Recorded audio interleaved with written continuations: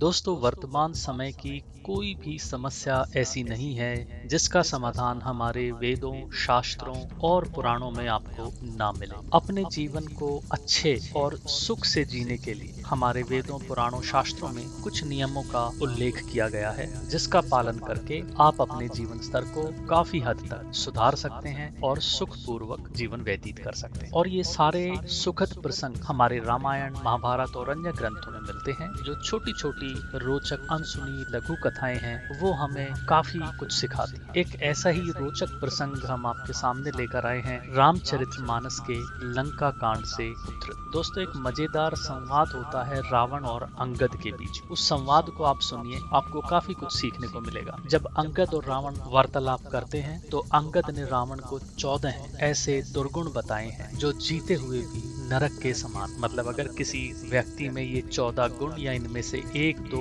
गुण हैं तो समझ लीजिए कि वो उसका जीवन जो है मृत्यु के समान है। अब वो क्या है आपको बताते हैं। नंबर 1, अंगद रावण को बताते हैं कि हे रावण, जो व्यक्ति अत्यंत भोगी हो, जो काम वासना में लिप्त रहता है और संसार के भोग में, आनंद में उलझा रहता है, उसका जीवन मृत के समान है, क्योंकि उसके मन की इच्छाएं कभी खत्म नहीं होती और वो सिर्फ अपनी इच्छाओं के अधीन रहकर ही जीता रहता है। उसका अपने जीवन पर कोई नियंत्रण नहीं रहता है। नंबर 2, वाम मार्गी। वाम मार्गी जो व्यक्ति पूरी दुनिया से उल्टा चलता है, जो संसार की हर बात के पीछे नकारात्मकता खोजता है, नियमों, परंपराओं, लोक व्यवहार के खिलाफ चलता है, उसको कहते हैं वाम मार्ग। ऐसे करने वाले लोगों को मृत समान कहा गया है। तीसरा, कंजूस व्यक्ति। दोस्तों, अति कंजूस व्यक्ति भी मृत के समान बताया गया है। जो व्यक्ति धर्म के कार्य करने में, आर्थिक रूप के किसी भी कल्याण के काम में हिस्सा ना ले, पैसे बचाने की सोचता रहे, दान से बचता रहे, किसी की मदद से बचता रहे, उस आदमी का जीवन भी मृत के समान है। अति दरिद्र। दोस्तों, अंगद ने कहा है कि गरीबी सबसे बड़ा श्राप। जो व्यक्ति धन,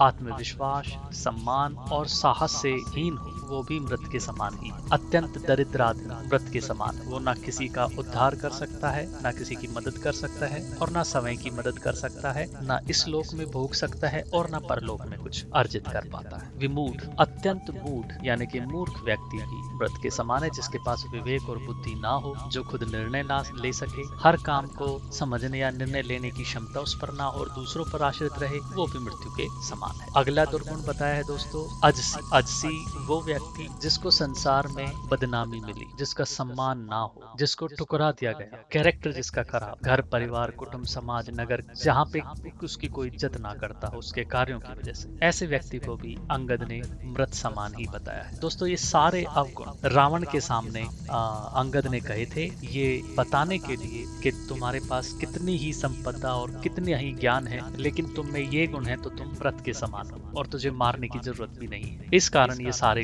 अवगुण रावण को गिनाए थे अंगद ने। अगला था दोस्तों, रोगवश। वो व्यक्ति जो रोगी रहता है, जिसका स्वास्थ्य ठीक नहीं रहता और स्वस्थ शरीर के अभाव में उसका मन भी विचलित रहता है, नकारात्मकता में डूबा रहता है, ऐसा व्यक्ति भी मृत के समान है, क्योंकि वो अपने जीवन को भोग नहीं पाता, आनंद नहीं ले पाता। अगला है दोस्तों, अति बूढ़ा। अत्यंत वृद्ध व्यक्ति भी मृत के समान हो जाता है, क्योंकि वो आश्रित बहुत ज्यादा हो जाता है दूसरों पर। शरीर, बुद्धि दोनों उसके अक्षम हो जाते हैं और कई बार उसके समय परिजन ही उसकी मृत्यु की कामना करने लगते हैं ताकि उसको कष्टों से मुक्ति मिल जाए। अगला गुण है दोस्तों, सतत क्रोधी। वो इंसान जो लगातार क्रोध में रहता है, छोटी छोटी बातों पर जिसका पारा चढ़ा रहता है, जिसका शरीर, मन तपते रहते हैं क्रोध के कारण, अग्नि लगी जलती रहती है, इस प्रकार का व्यक्ति भी मृत के समान बताया गया है। अगखानी। अगखानी वो व्यक्ति है जो पाप कर्मों से अर्जित धन से अपना और अपने परिवार का पालन पोषण करे। आज के समय में हम सोचते हैं कि हमारे पास धन आ जाए, चाहे जैसे मर्जी आ जाए, लेकिन